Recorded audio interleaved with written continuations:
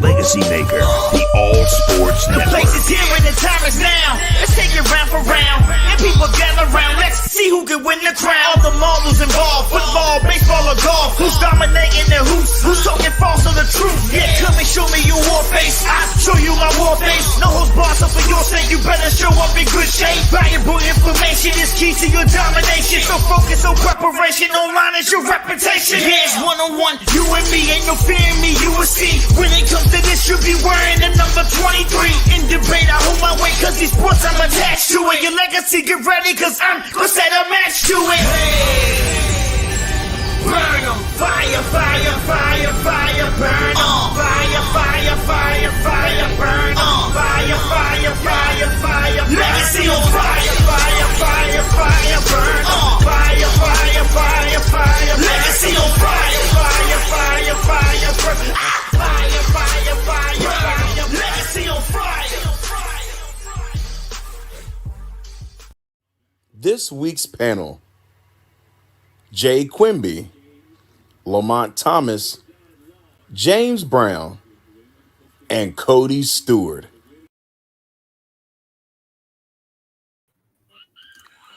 What's up, ladies and gentlemen? Welcome to another edition of Legacy on Fire, episode 20. Guess it's a milestone, and you are here in the Devil's Armpit. Ladies and gentlemen, we're glad to have you all here with us. I got my esteemed panel back with me today. We had a great show last week. We're ready to bring you some more energy today. And of course, you know, we got to start off the right way. Got to give some introductions where introductions are needed. All right, first of all, I'm going to introduce myself because I had the worst record last week. Going 4-2 last week myself. I'm your host today, Mr. Darrell Owens. Next on the list, we got a couple of 5-1s last week here. Mr. Cody Stewart, our social media guru. How you doing there, Cody? I'm good, man. I'm good. That's what I like to see. And then, of course, our man, you know, co-host of the Legacy Maker Sports Podcast, co-founder of the Legacy Maker Sports Network, and he also went 5-1 last week, Mr. Jeremiah Quimby. I'm not 100%. Now, Lamont, you went what? Do we go 5-1 as well, or did we go 4-2? I think I went 5-1. I know I took that L on the. No, I got 2 losses. I took the Cardinals and I took the Pats. I'm right with you, bro.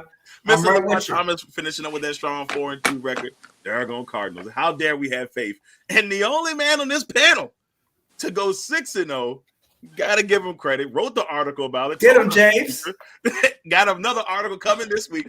Mr. James Brown. How you doing, James? Good, man. You know, all right. Atlanta fans got to win somehow. Oh, it's too early for that, Jay. Well, everybody, once again, we'd like to thank you all for tuning in to Legacy on Fire. Of course, you know how we always start this thing. We start this bad boy with quick ones, and we got a quick one for you today because, oh boy. Man, who or what is the problem with the Dallas Cowboys, a.k.a. the Arlington Desperados? It's a crazy thing, y'all. Weeks ago, I heard people say, man, we ain't worried about Dallas. We already know it's a first-round exit. It seems to just become a theme, man. And, you know, James, I'm going to give you the honor of going first here since you did go 6-0 last week. Man, what and who and what is the problem? Who is the problem in Dallas? What do we do to fix this thing? I mean, I think it's kind of like what I harped on last week. I mean, when it comes to Dallas, whether it's the coaching or the play calling, something's going to go wrong in one of those crucial moments of the game. And once again, we saw it on Sunday where, you know, there's 17 seconds left on the clock and you call a quarterback draw with no timeouts. I mean, what was that? I mean, Dak said, you know, he said over and over again, that's how we practice it. You know, in practice, it always worked. You know, every time we practice it, it always got us the results we needed. Well, clearly something wasn't practiced right. Something wasn't executed right on game day. Something went wrong. So I'm going to say that's coaching, because when it comes down to practice and what you practice and how you practice, that's coaching. Yes, the players didn't execute, but the coach called a quarterback sneak with 17 seconds left, and no timeouts. That's coaching. I'm blaming the coaching on that one. Whether you want to put it on McCarthy since he's the head coach or Kellen Moore for being the offensive coordinator, coaching. Well, you make a good point there, old McCarthy, but I have my own memories about that. We'll go, Mr. Jeremiah Quimby, man. Who and what is wrong with the Arlington Desperados, man? You got to give me something here. I agree with James 100%. You look at Mike McCarthy, and it all comes down to him. How many years did he waste of Aaron Rodgers' career, not putting the right pieces, not calling, the right things? The offense that he picks up, ultimately runs through him. The man is just a Marv Lewis type. He wins during the regular season, and then in the postseason, he sucks big ones. It's a thing where it's time to send him packing, and there's a couple, Zeke, you're paying him a shit ton of money to do nothing. Pollard should get at least half that money because he's way better player than what Zeke's doing. And, Zeke kind of looks like the head cheerleader from The Longest Yard, Tracy Morgan. All right, Cody. And that's a Buckeye he talked about that way. He threw that in there. That's right. He talked about a Buckeye like this, so it's bad. Cody, what's wrong with this Dallas football team? It's one thing that I think that none of us see because it was done about 30 or so years ago. I think Jerry Jones sold his soul for those 3 Super Bowls back then, man. I'm serious. There's no reason for the past 25 years that the Dallas Cowboys, who have had some decent teams on paper, there's no reason that they haven't made an NFC championship game in over 25 years. It's ridiculous. But being honest, though, if I can understand putting the blame on the coaching for that horrible call that was made that last play of the game. But if you look at the defensive side of the ball, and I've been saying this all year, everybody wants to praise Diggs for his, interceptions and stuff, but he's getting burnt left and right, man. The defense has not been that good over the past decade for the most part, if not more. And the biggest stat of that game, though, they had 0 sacks on Jimmy G. They got to step it up. Oh, shoot. The clock fell down. Yes. That's because it knows what time it is. LT. Damn thing. Get the buzzer ready again. Maybe it needs to be broken because I'm going in. Let's go. All right. I'm going to break down time of possession of this game because the blame is for the head coach, for McCarthy and the quarterback, and here's why. First drive of the game, the 49ers go 7 plays for a touchdown, 4 minutes and 6 seconds, right? The Cowboys respond with that with a whopping 3 plays, negative 13 yards, and a minute and 27 time of possession. After that, the 49ers come back 9 plays, 4 minutes and 34 seconds, 23 yards in the field goal. Cowboys come back 5 plays, 10 yards, 2 minutes and 15 seconds. At that point, you have to realize that the 49ers are controlling the clock. They have another drive where they went 12 plays, 56 yards, 7 minutes and 58 seconds. The Cowboys only had 3 possessions over 4 minutes, Darrell, which is absolutely crazy to me. It doesn't matter if you score every time. If you take no time off the clock, do the math. The 49ers have the ball most of the game. And I just don't understand it. It's so crazy that the 49ers even had one drive where they punted the ball, okay? But they still had a drive that was longer than most of the Cowboys' drives. It makes no sense to me. Control the game. And that starts with the quarterback, and that starts with the head coach. All the greats, Sean Payton and Drew Brees, Tom Brady and Belichick, or Tom Brady and anybody, Aaron Rodgers, they control the game. They control the clock. What's wrong with y'all? Get it together. All right. Now, I was brought to my attention that I don't time myself. I'm going to make sure that I time myself when I say my little something here. I'm ready to buzz myself if I have to, Jay. I'm ready for it. Look, my whole thing about the situation. I'll play the Titty song if you go over it. My whole thing about this situation with Dallas is just like, and I think everybody just feels the same way. You see this team, and every year is a lot of promises, a lot of this and a lot of that. Here's the thing. As long as Jerry Jones is making money, yeah, he wants a Super Bowl because the Super Bowl obviously will keep the next generation of Dallas fans for the next 50 years. But as long as they're winning games enough to sell out that stadium, Jerry Jones don't really care, man. I know he may put all the illusion that he cares. He doesn't really care, man. And my other problem that I have with Dallas, and this is not even really with the team, is say, how is Kellen Moore getting all of this love for a head coaching job? How is that even possible? I mean, everybody wants him. Everybody loves him. But hey, I'm going to keep my mouth star, man. It hypnotizes people. It hypnotizes people, man. Even when you score, you take 1:35 off the clock, bro. No. Well, the other thing with this team is their lack of discipline. Mm-hmm. Look how many penalties they had. NFL record. And that says everything about the coaching staff, because that comes from the coaching staff down. Discipline, man. Discipline. And if you got the worst, if you're the worst in the league, NFL record, how are the coaches getting head coaching opportunities? You want to bring the guy that's got the worst whatever to your team? Your worst penalties on that's to me. That everybody's looking for that next Sean McVay, man. Denver, watch this show. Do not leave Dan Quinn alone, please. Leave him alone. Look, speaking of Dan Quinn, pray to God. The Giants requested an interview for Dan Quinn. So I don't know what they're doing in New York, but that's not the move. No one knows what they're doing in New York. Right, they must be sipping up. It's the COVID. Let's get to the next one. Over the weekend, obviously, playing in his last game, Big Ben career is officially over after a long career. Got drafted back in that glorious 2004 quarterback class. He's got 2 Super Bowls, multiple Pro Bowls. I mean, I don't say he's the greatest all-time Steeler quarterback because Terry Bradshaw would have a little something to say about that. But I mean, Big Ben's career, it's got controversy and it's got a little bit of everything: controversy, toughness. There's a scandal here and there. You name it, that's Big Ben. All right, so I'm going to start this one on Jay because I know it's going to be entertaining. Jay, what are your thoughts on Big Ben's career? Rapisberger is definitely a Hall of Famer just because of what he did. He came in undefeated until the playoffs his rookie year. I mean, he's been, the steadfast thing for that team until he decided to get on the tricycle and wreck it. But he's been everything. He is a Hall of Famer. No ifs, ands, or buts. And you could really say that, he is possibly better than Terry Bradshaw because Bradshaw had a shit ton of Hall of Famers around him. Roethlisberger didn't have that, but he was able to win. He came up and, he did good things in big games until later in his career where he, his arm was as bad as yours, Darrell.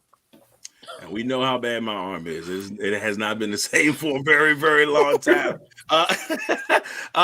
LT, talking about Big Ben. And bro, listen, you got to come to me last because this one is. It's that real. It's that real. I got to pass. By request, I'm a defer. Defer. All right, Cody. This is a legacy on fire first. He's deferring. Cody, you're not deferring, are you? No. All right, Cody. What are your thoughts on Big Ben? When it comes to Big Ben on the field, not off the field, just on the field, definitely a hell of a football player. Definitely the best Pittsburgh Steelers quarterback to ever play. I will take him over Terry Bradshaw. 5th all-time in passing yards, 8th all-time in passing touchdowns, 2 Super Bowls, as you said. Never had a losing season, I believe, as a Steeler as well. I mean, just all-time first ballot Hall of Famer. Definitely made that 2004 quarterback class look even better. So nothing else to really say, man. He's definitely going to Canton on the first try. Yeah, I can't see that not happening. Mr. James Brown. What are your thoughts on Ben? I share those sentiments, man. I mean, Ben's like one of the all-time greats when it comes to Steelers quarterbacks, maybe even NFL quarterbacks. I mean, like we said, we know his accolades. He's got the 2 Super Bowl rings. He's got the stats. He's got the numbers. I mean, he led a lot of those Pittsburgh teams deep into the playoffs when no one thought it was even possible. I mean, he had years where we thought the Steelers were going to have a down year, and somehow he circled the wagon. He circled the troops, and he got them together, and he made magic happen. I mean, Antonio Brown, Le'Veon Bell, Juju Smith-Schuster, Chase Claypool. I mean, these are guys where Antoine Randall, Hines Ward, Ben elevated their careers and made it better than any. Like, we've seen them leave and they not have the same level of success. So you got to attribute that to Ben. So, I mean, definitely one of the all-time greats for sure. First ballot Hall of Famer. As my dad is a Cleveland fan, I'm pretty sure he's glad to see him go.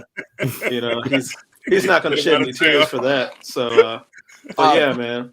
Martavius Bryant's one that you can definitely say another he one. left. Oh yeah, Martavius. And his career Forgot just about went Martavius. poo. Yeah. He didn't have a career afterwards. Yeah, it was on the over after streets. that. Once he trash talked my mans, it was like, nope. He got to end that now, buddy. Peace. LP, by request. All right, man. Listen, I'm gonna have to get the buzzer on this one because this career is actually crazy. Not just in the NFL, but all time. This guy in '99, okay, in high school for Findlay in Ohio, he moves from wide receiver to quarterback for just 1 year in his senior season. He throws for 4,041 yards, 54 touchdowns in 12 games with 7 rushing touchdowns. Okay, 1 year. He chooses to go to Miami of Ohio over Michigan and Ohio State because he is in Ohio. Because he said Coach Hoepner, RIP 2007, died of brain cancer. He came to him first. It was the first one to offer him a scholarship. He went there over those big schools. That's a big risk. Okay.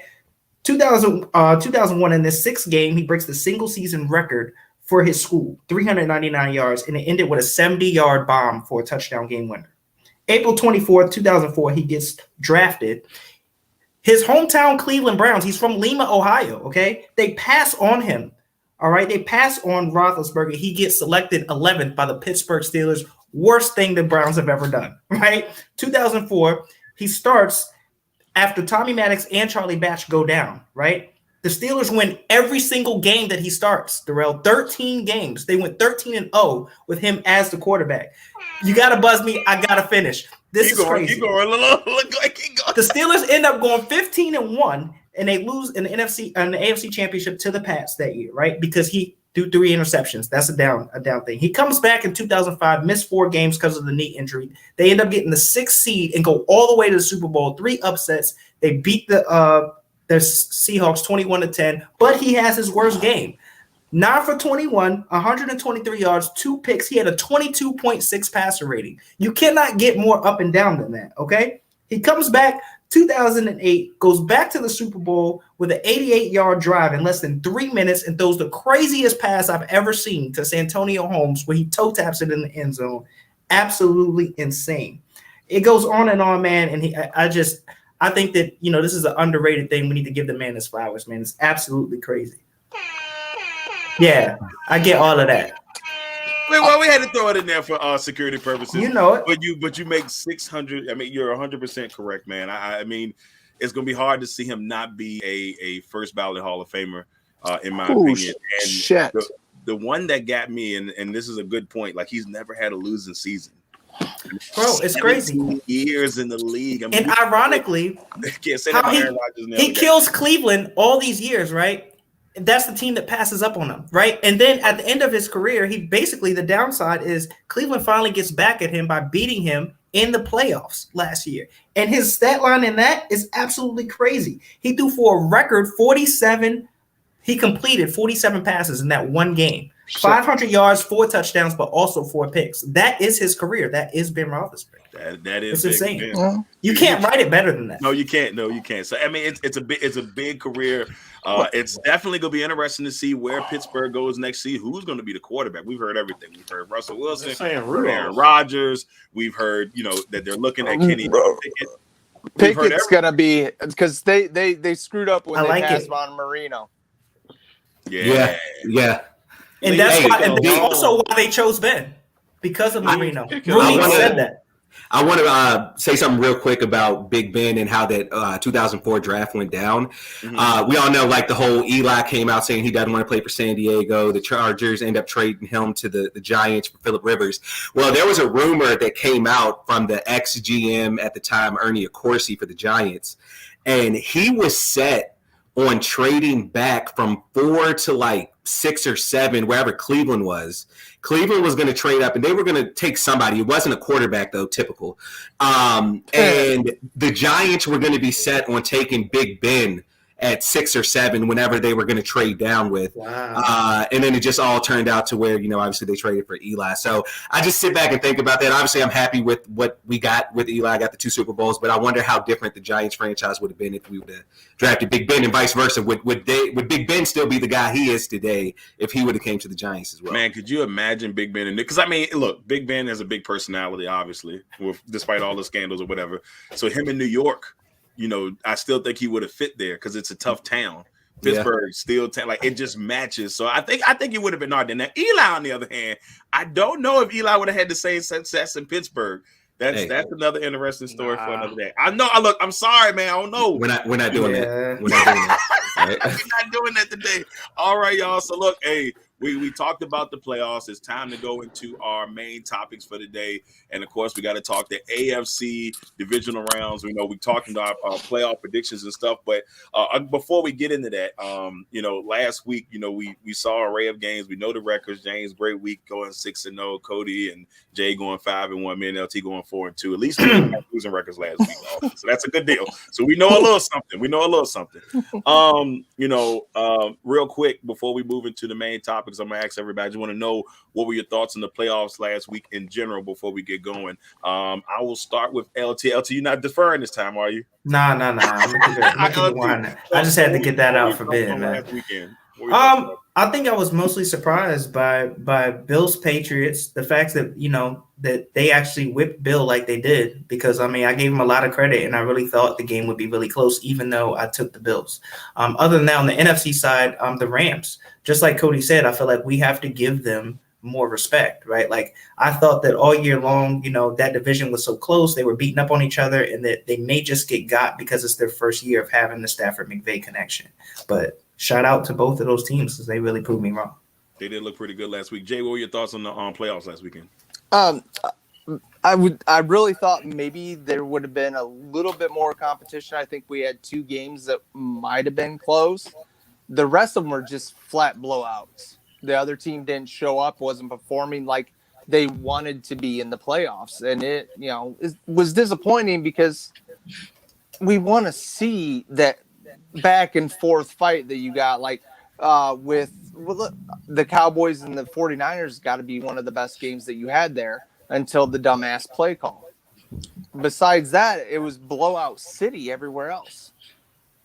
James, what were your thoughts on last weekend?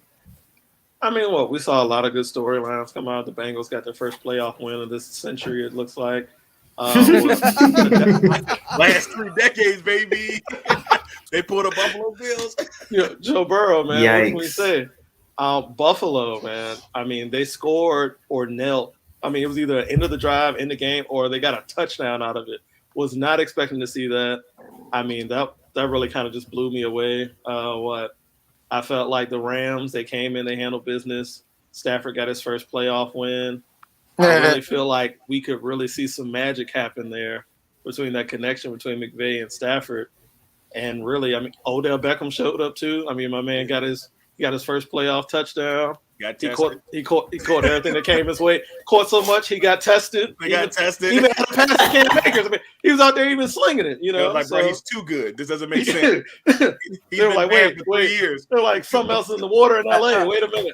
No, you say water. The Bucks are actually, the fan base is getting together to rent him a boat. Hey, you got to do what you got to do, man. Odell, stay away from any boats. Stay away from any boats. It worked last week. Stay away from all boats. And what else? What were your thoughts on last weekend? Great weekend, man. I know that we're all humans, but the officiating, man, it's definitely a cause for concern, because especially in that Cincinnati Las Vegas game, and that's one of my biggest, I guess, not surprises, but just looking at that game last week. And the Raiders really, in my opinion, they showed up in that game. And depending on how you want to call it, on some questionable calls, the Raiders almost pulled that off, honestly. So it makes me question the Bengals just a little bit, because I thought they were going to go in there and blow them out. Yeah, it was crazy. I will say this. I hope that the Raiders coach gets the opportunity to coach the team next year. The fact that he wrote the letters to every player, that to me, that's a big time. I think I got Raiders playing thinking about it. Give him that was crazy. Give him one solid year to be the head coach before because Jim Harbaugh's already said, well, if I get offered the job, I'm going to take it. Don't just please do whatever it takes to let that young man opportunity. I want to say this about the Eagles, because I know we didn't talk that much about the Eagles, but it was a really rough weekend for the Eagles going up against the Bucs. But I'm already tired of hearing the Eagles fans out there, it's time for a change at quarter. All these people who are trashing Jalen Hurts. It's his first playoff. Not everybody's going to ball out in their first playoff game. okay? And you're going up against the defending champions who they were hyped ready to play in Tampa Bay. So you can't say, I'm just saying Philadelphia. Take a deep breath. You're supposed to be 2-7-15 this year. You weren't supposed to be good, and you're there. Man, it's like give the man time. It's like the Three Little Pigs, man. He built the house out of sticks. Right. He had nothing. And you got 3 draft picks this year. Out of straw. Come on, y'all. Just let it be. Oh, well, anyway, let's go ahead and get to our AFC predictions for the week. First game is on Saturday afternoon. We got the Bengals and the Titans. Derrick Henry, you can start to hear the trumpet sound as the king may make his return, and it's going to be very interesting to see. This is a very intriguing playoff matchup to me. I mean, I think all the games this weekend are going to be good ones. This one's just intriguing. So I'm going to start this one with Cody. What are your thoughts on this one, man? Who takes the victory out there in Nashville? So a minute ago, I said, it makes me question the Bengals on how they played the Raiders last week. I'm going with the Bengals over the Titans this week. The Titans, man, they're a team that I understand they won, 12, 13 games. They have the number 1 seed in the AFC. But, I mean, for some reason, it seems like over the past maybe 2 or 3 years, we've been giving them a lot of hype as far as like, man, can this team really go this far? And they don't do it. So I think that the Bengals are going to come out. The Titans are going to struggle with, that 3-4 receivers that the Cincinnati Bengals have. And with Derrick Henry coming back, I understand that that's a big boost to Tennessee and their offense. And this is nothing against Derrick Henry at all because he's running back 1 in the league for sure. But he's been out for how long? What, 7, 8, 9 weeks? I don't know. Sometimes you got to warm the car up in the morning when it's real cold, if you know what I'm saying. So I think he might struggle a little bit in this game against Cincinnati this week.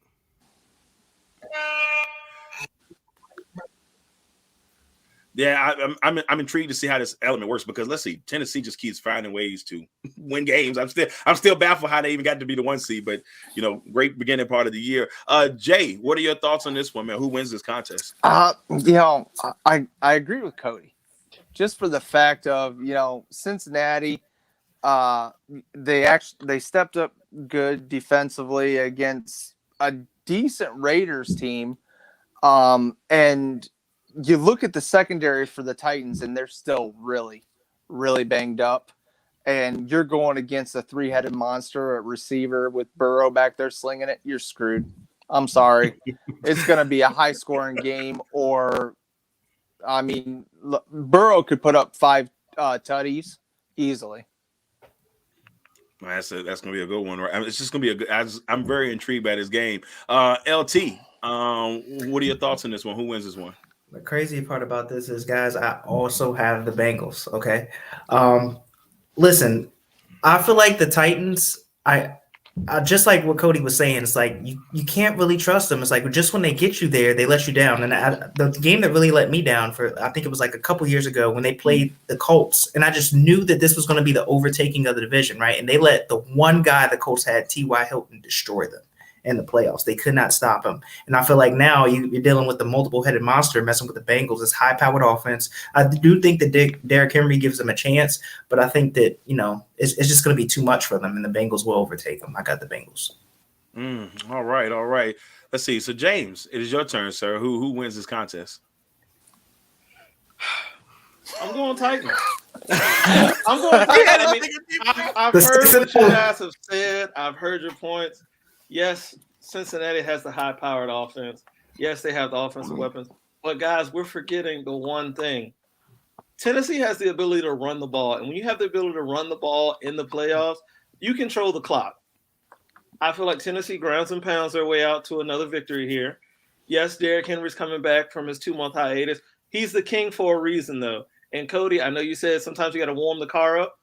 You got 3 quarters to warm the car up. And Derrick Henry is 6'3", 270 coming downhill. Who wants to hit that for 4 quarters? I know I damn sure don't. And they're going to roll that thing out come Saturday afternoon. They're going to take the car around the block, and it's going to bend some corners. It's going to hit some curves, and Tennessee is going to get this W. Best believe, man. DJ Reader and Hill are two monsters in themselves that will gladly hit Henry. I don't know if they're going to hit him for 4 quarters. There's a lot of people that have said I don't know if they're going to hit him for 4 quarters. I don't know. I'm not saying 4 quarters, but I'm going to say, Oh, well, look. Will the car get warmed up? All right. Oh, the car is ready. The car is ready. I'm honest with you, fellas. I'm torn in this one because, like, I'm a huge Derrick Henry fan outside of whatever. But I do agree, like, we got to see what he can do. If this game is close, fourth quarter, Derrick Henry will be warmed up by then. And there could be a lot of problems because we've seen second half Derrick Henry is a dangerous man. God, I can't believe when he's on the field, bro. When he's on but that's what I'm saying. But he's back. You know, this is the first time he has not been on the field. Yeah, that's the first time he hasn't been on the field. This is the first time he has not been on the field. And he's rested. That's 2 months of rest on that car. God, I want to go in Tennessee so bad. But my only thing that makes me nervous is, are they going to get Julio and are they going to get A.J. Brown involved properly? And Tannehill's a little suspect from there from time to time. I got to go with the Bengals. I may regret this. Look, James got 6 right last week, and there's a reason why he got a perfect score last week. He may know a little something that we all don't know, but we'll see. We will see. We will. On the next one here that we've got the we're going to go to the other AFC game, and this is actually Sunday night. It's the last game of the weekend. By this time, we'll know 3/4 of the title game picture by the time this game happens. Now, this is another doozy right here. Like, in most people's eyes, the AFC champion is coming from this game. A lot of people said this is the AFC championship in a lot, but you still can't count out the Bengals, the Titans, but it should be a good one. So, oh man, this is a tough one. James, I'm gonna start with you this time. Who do you got in this one, man? Because this Bills and Chiefs one should be a doozy. I mean, I feel like this one's going to be a battle, man. I mean, we got 2 great quarterbacks who both of them command the offenses. One's way more athletic than Josh Allen. I mean, you never know if he's going to take off for 20 yards or if he's going to launch it for 70. I mean, the guy's a freak of nature at the quarterback position. He's also the best running back that Buffalo has. And then if you look at Kansas City, I mean, Mahomes, he's got Hill, he's got Kelsey. I mean, they even got Byron Pringle and a backup tackle involved last week. So you just never know what Mahomes and that offense is going to throw at you, man. I feel like this game is going to come down to which defense steps up for their team. And for me personally, I feel like to be the man, you got to beat the man. Kansas City won the AFC last year, and I'm going to pick them to do it again this year. I take Kansas City, man. I mean, I feel like at the end of the day, they're home in the Arrowhead. I feel like their defense makes enough plays where they get their offense enough possessions to score enough points, man. I'm going Kansas City all the way. Oh man, so this is gonna be a tough one to pick. I'm just feeling that way. LT, who do you got in this contest, man? This one's tough, bro. It's a tough one, bro. So listen, I've been doing my best trying not to go against my Super Bowl pick, which was Bills and Bucks. I'm gonna have to break it right here. Okay, I gotta go Kansas City. I do gotta go Kansas City. I think that, it's just going to be too much for Buffalo. I think, they're the experience. They have the experience, they have that on their side. I think Patrick Mahomes, man, he's doing it. And not to mention, James had a point with the defenses. Kansas City defense really turned it on in the second half of the season. They didn't play a lot of good teams, but at the same time, it's the pressure, right? They got a lot of pressure. And I think that's going to be big. Frank Clark and the guys, man, like they put some pressure on, right? So I got the Chiefs, man. I think it's going to be a battle. It's going to be a dogfight, but I think the Chiefs will pull it out. 2 for the Chiefs. Jay, who you got, man? Who you got? Well, we seen this matchup already once this year, and we saw how it turned out. The Bills. I'm going with the Bills just because, the Bills were able to pressure Mahomes with he had all his weapons and there was no excuses. Yes, Frank Clark and Chris Jones are monsters. They're going to have to count for them. I'm sure they'll cause havoc or a turnover or two, but I see the Bills. I'm not going to say they're going to destroy them the way they did, but I see the Bills pulling this one off. All right. Oh boy. Cody, who you got, brother? Who you got? I know that this is a rematch from earlier on in the season, but in my opinion, when the Bills met the Chiefs, I mean, the Chiefs, they were going through that funk that they were in where they dropped 4 or 5 games or something like that, but they finished the season strong, obviously. Seeing what Buffalo did last week to New England, though, and we all know New England had a very good defense, that is a cause of concern because I would say New England's defense is a lot better than Kansas City's. But it's hard to go against Patrick Mahomes and those boys in the playoffs, man. I mean, they represented the AFC the last 2 years.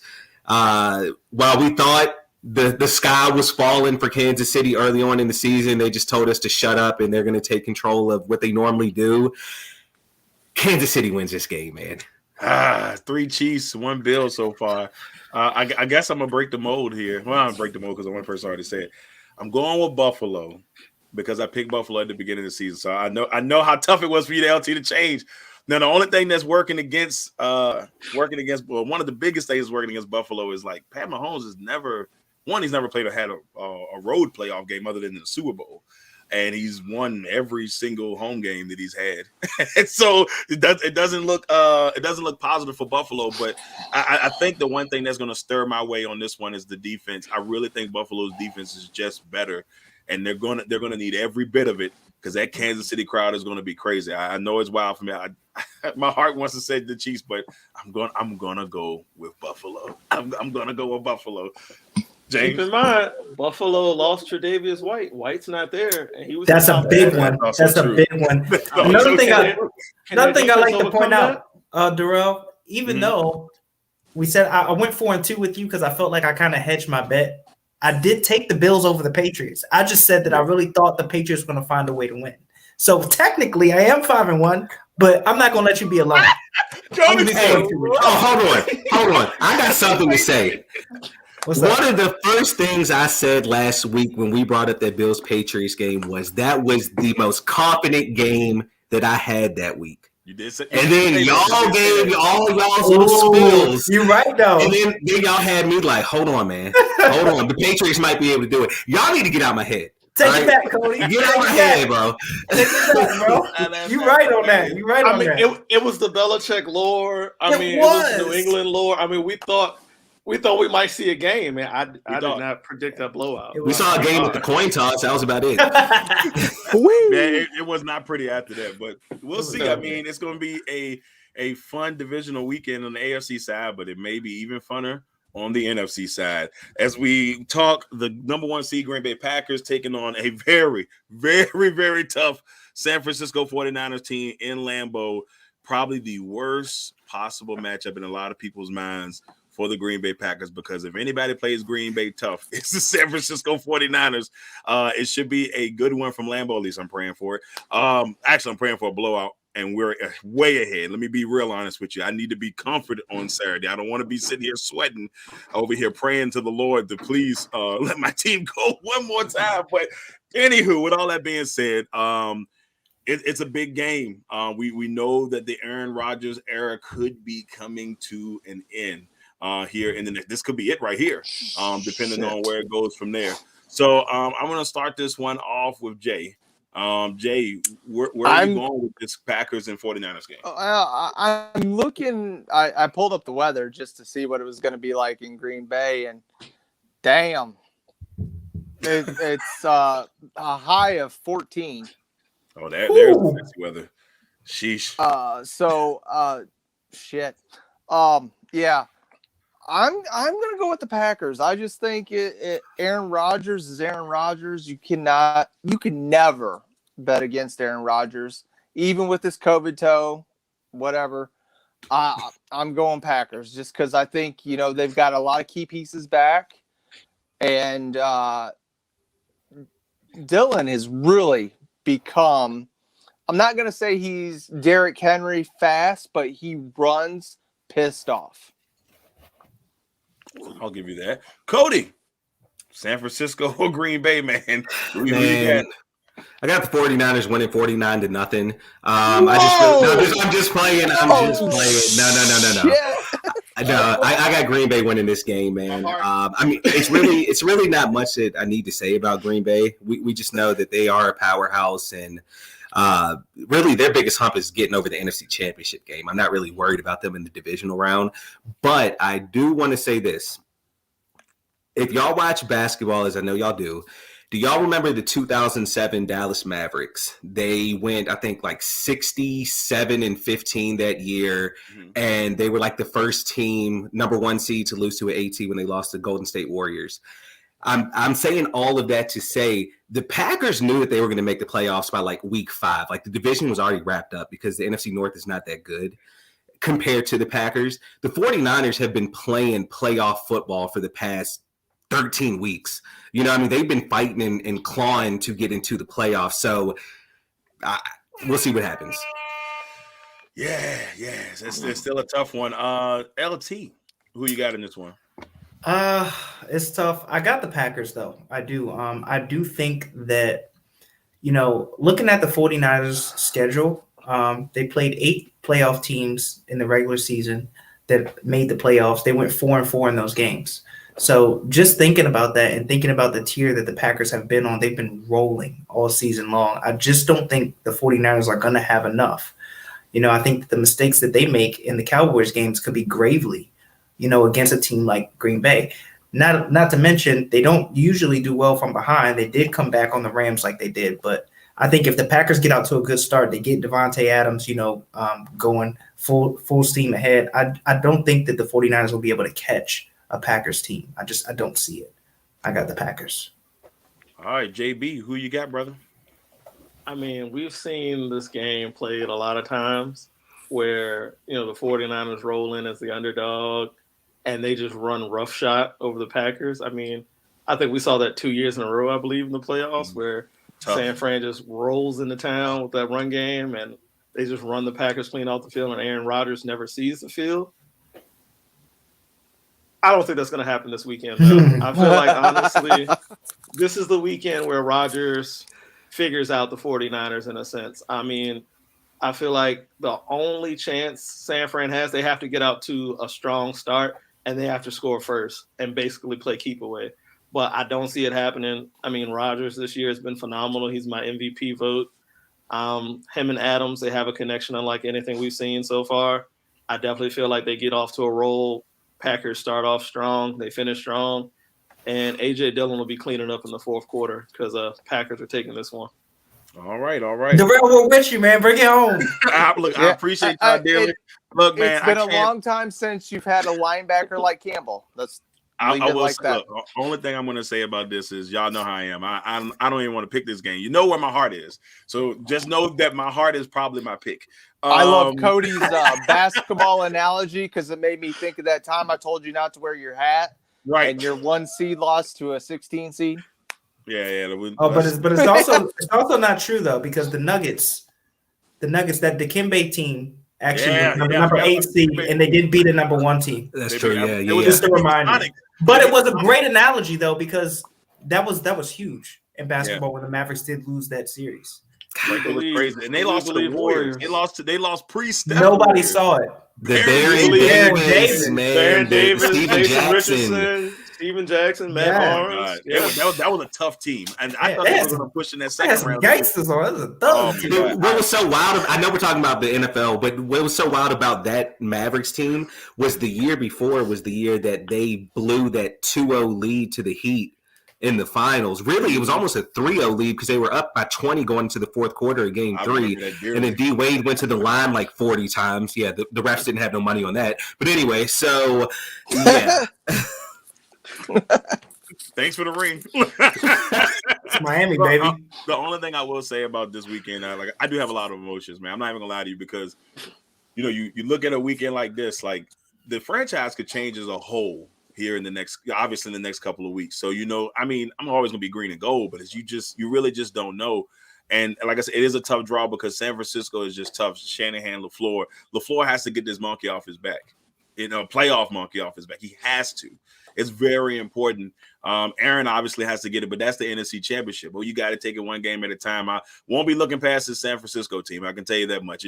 Hopefully it's I don't want it to be a good game. I want Green Bay to slaughter them. That's all I want to say. But as long as we win the game, I don't care how it goes down. This game was also played in the regular season. They met each other in the regular season, and Aaron Rodgers had the last laugh because he came back and scored the game-winning drive. Yeah, but it was close, man. Like it was. It shouldn't have been that close, but that's another story for another day too. All right, next matchup, we got the Los Angeles Rams, the hot Los Angeles Rams. I mean, they came off a rough loss to the Cardinals. And now, they lost. Well, take that right. They lost to San Francisco. Then they destroyed the Cardinals. And now they're taking on the defending champs in Tampa Bay. Tampa Bay coming off a pretty impressive win over the Eagles. I mean, that game was really not even close, and it looked close on the scoreboard, but it really wasn't. It really wasn't close at all. So, I'll start this one with Cody, man. This is a tough one. This is a tough one. Rams and Bucks. Who you got, man? Who's going to the NFC Championship game? It's really hard to go against Tom Brady, man. It really is. The GOAT, the man that makes it to the championship games in each conference, it seems, every freaking year. But I got to go with Matt Stafford, man. In the beginning of the season, I said that the NFC Championship game was going to be Green Bay versus the Rams. And I'm going to stick with that. I think that the Rams take care of business. I know that they've been inconsistent towards the end of the year, but I look at a lot of the pieces that the Buccaneers have, or that they won't have, I should say, in this playoff game. They lost 2 offensive linemen in that game against Philly. We don't know if they're going to be playing or not. And I mean, if they're down a couple starters on the offensive line, Aaron Donald's going to eat that up. So I think it might be a long day for Tom Brady. All right. We're going to go with Mr. James Brown. Who you got in this one? Who moves on the NFC Championship game? I mean, this is, like Cody said, man, this is going to be a tough game. I mean, we got the GOAT on one side of Tom Brady. On the other side, we got the up-and-coming Rams. And I feel like Cody mentioned, like, what's really going to break this game open is offensive line play for the Bucs. Ryan Jensen was injured last week. Tristan Wirfs was injured. And I believe I checked the injury report. Wirfs was in a walking boot. He's still projected to play, but, I mean, we don't know what he's going to be at, how healthy he's actually going to be for this game. And we've seen where if teams are able to take advantage of Tom Brady, they're able to get pressure on him up the middle, which losing your center is going to be important. But also, if you can collapse the pocket up the middle, the Rams have guys that can clean up on the edge. And, I mean, just the attrition that Tampa Bay has gone through. They lost Godwin. AB flipped out and did his thing. So, I mean, Mike Evans, he's hampered with an injury. I feel like the Rams are the healthier team, and I'm going Rams. All right, going Rams on that one real quick before we move on. My man DC, friend of the network here. Jay, you know DC very well. We used to work down in Florida State. Went to NCAA, now works for the Atlantic 10. He is a big Florida State guy. He said, y'all better pick those Rams. And, of course, 2 of his guys are on that team. Jalen Ramsey and Cam Akers, both former Florida State guys. And he's excited that his guys are back. He just mad because we let Winston walk. He's still upset about it. Got him. 30 for 30. All righty. LT. LT, your turn, brother. Who you got? Yeah, y'all make some good points, man. Really thinking about it. And I'm still thinking about Cody and having to respect the Rams. But I look at it like this. I think I'm going to go with the Bucks. Let me start off and say that I do think it's going to be a tough game. I think that the Bucks defense is what we haven't been talking about. That's right, Jay. The Bucks defense. Did you see that one-handed pick that my man Mr. Barrett made? It was absolutely beautiful. And think about that. Even though I like Matt Stafford, he only threw the ball 17 times in this game, right? 200 yards flat, but he was damn near perfect. So, I mean, I got to give that to him, but I think with the Bucks, it's going to be hard. This game was also played early in the season. The Rams did win, but Brady threw for 400 yards. And 41 times. He shouldn't have to throw the ball that many times in this game, and he still had no picks. The only thing was they kept him out of the end zone. Last thing, somebody else has to step up for the Rams. That was the Deshaun Jackson game that he actually went off, right? Mm-hmm. They do have OBJ, and between him and Van Jefferson, they're not going to let Cooper Kupp beat him again. All right. Jay, I gotta know where you're going here, but give me your thoughts on this one, brother. It kills me because I look at this injury report, and I mean, like LT said, they played earlier in the season, and our defensive backfield was just in shit. and everybody's back except Sean Murphy-Bunting. I know he had a little setback last week, but the defense, they found that fire against the Eagles and were able to make things happen. I really feel this is going to be more of a defensive game than an offensive game, what we think it would be, because, two high-powered quarterbacks with people to drop it off to. I think the defenses are going to be the people to set this up. The lineman injury for Tampa worries me, but there's also Whitworth is questionable for this game too. So you got to watch out, especially with Barrett being back. Oh, that man, he's a wrecking crew all by himself. Him and David. If you watch, yeah. And then I was so listening so deep into your conversation, looking at the bus, like, yes, you gotta look at what Bulls did, because last week against Hurts, him being a mobile quarterback, there was a lot of 5-man rushes, but it was like Winfield or Whitehead that was getting the sacks. So Stafford ain't getting away from that. But me being just common sense, I'm going Rams. What? Okay. I love my team, but I got to go with the Rams, man. Did we hear that correctly? Here's my thing. Cooper Kupp is a monster, and that's all I got. I picked the Bucs to go to the Super Bowl because maybe it's just me being nervous. I couldn't tell you. But to be honest with you, Jay, I've said it many times on our show. Until they can beat Tom Brady, until somebody can prove they can beat Tom Brady, you got to go with Tom Brady. And it's one of those things that I've said it also on here. Tom Brady has won with less. And he showed that last week when those guys, Keyshawn Vaughn out here looking like a Pro Bowler, out here rolling in the first half. So to me, even though the Rams are the Rams, Tom Brady, that second time around is a little bit keener. Like he saw the Rams. He saw what they could do in that first game. Tom will be ready. I'm going with the Bucs. But just watching Tristan Wirfs try to come back out there on the field and watching Brady get sacked, you got to worry about. I know he keeps his body in peak shape, but you get smashed between Von Miller and Aaron Donald. Okay, bro, I'll see you at physical therapy. It could be a little tough. Yeah.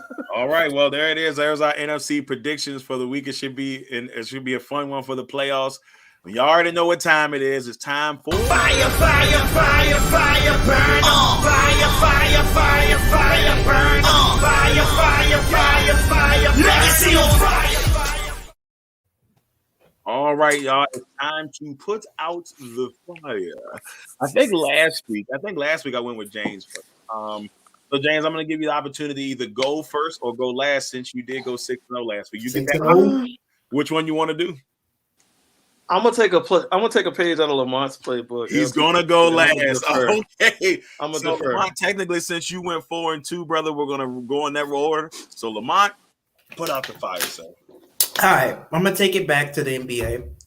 Okay, and then this incident with John Morant and my guy from, I don't even know who it was, from the Bulls. They got the fighting or whatever. They squared up, and Steven Adams was hilarious. He just picked him up and was like a baby and said, "Hey, stay in your crib, okay?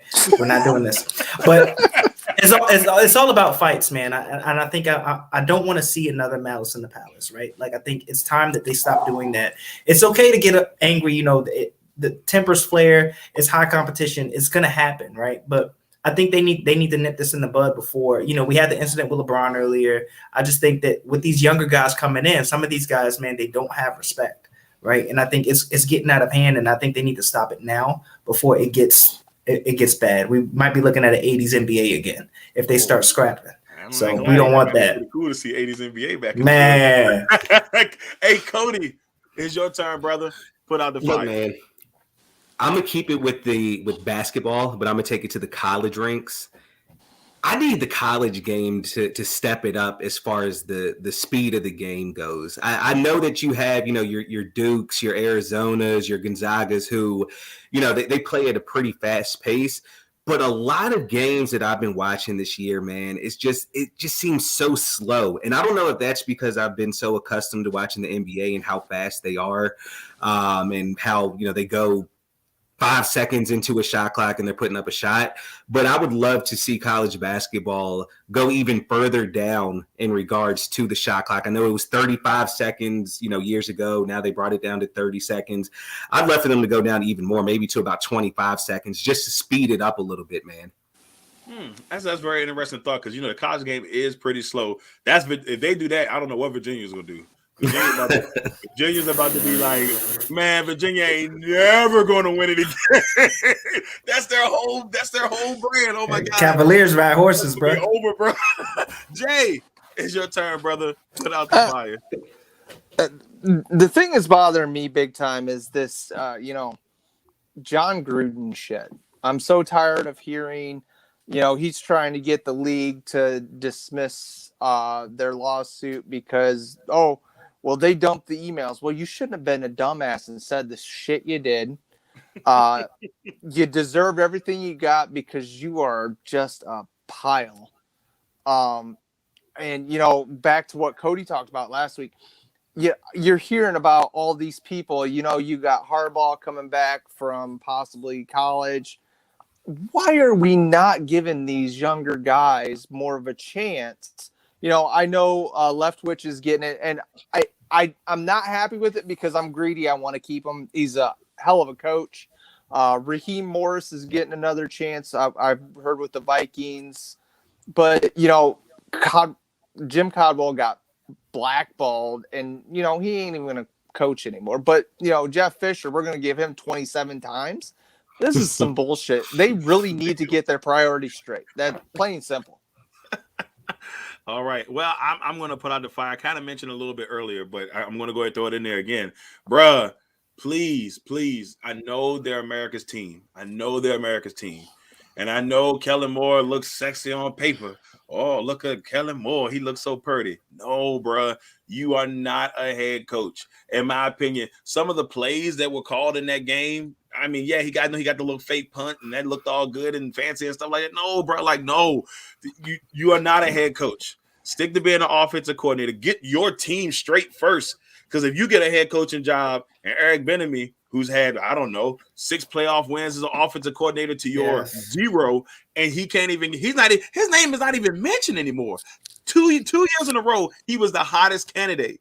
Now no one's even said his name. Not a soul has said his name. I haven't heard his name mentioned other than the other day when I saw this meme, and I was like, this is right. How's Kellen Moore getting all of this spunk? Yes, they had the number 1 offense in the league, but it means nothing when you lose in the first round the way you did. Come on, man. He does not deserve it. And Dan Quinn, stay.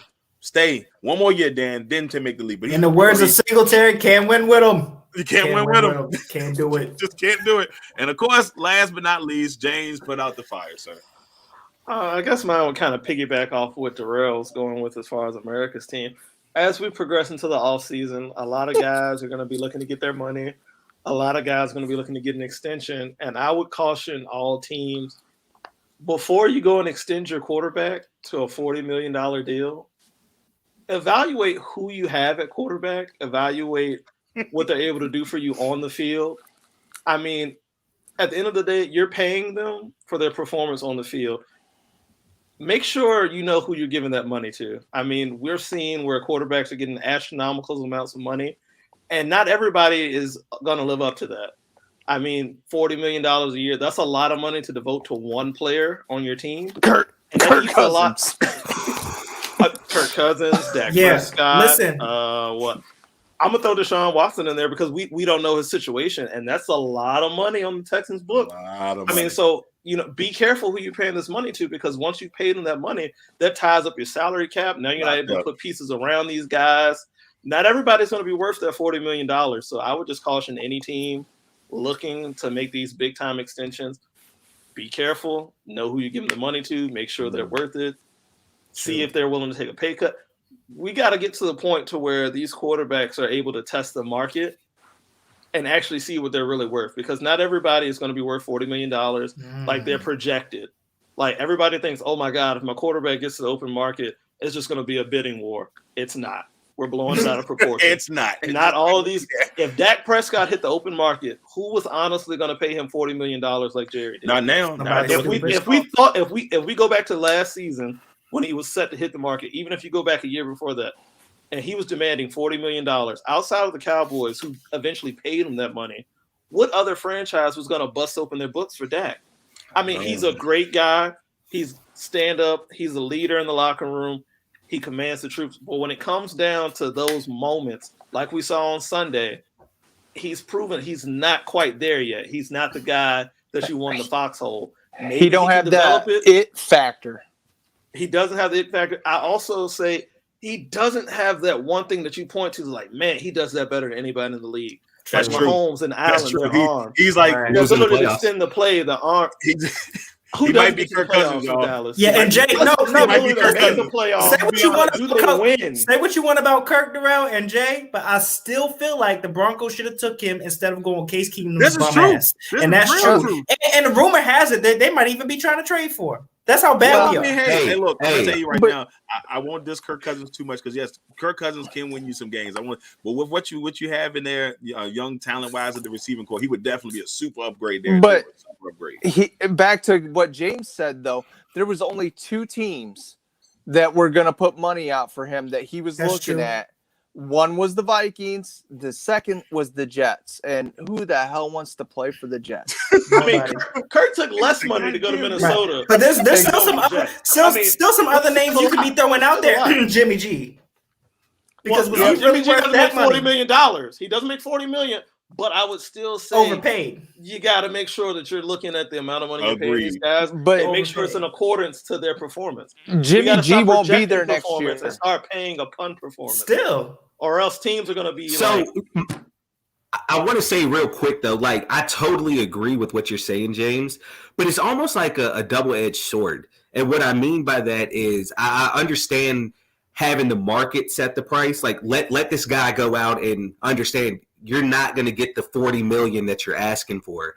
But at the same time, as a franchise, it's one of those things where, one, there are players that hold grudges. Like, oh, you don't want to pay me? I'll take less somewhere else. So now that quarterback is gone. What are you going to find on the market now? So what I'm saying is who could Dallas have found on the market if they let Dak go that would have been able to step in and have them go whatever they went and make it into the playoffs? I don't think there would have been a guy.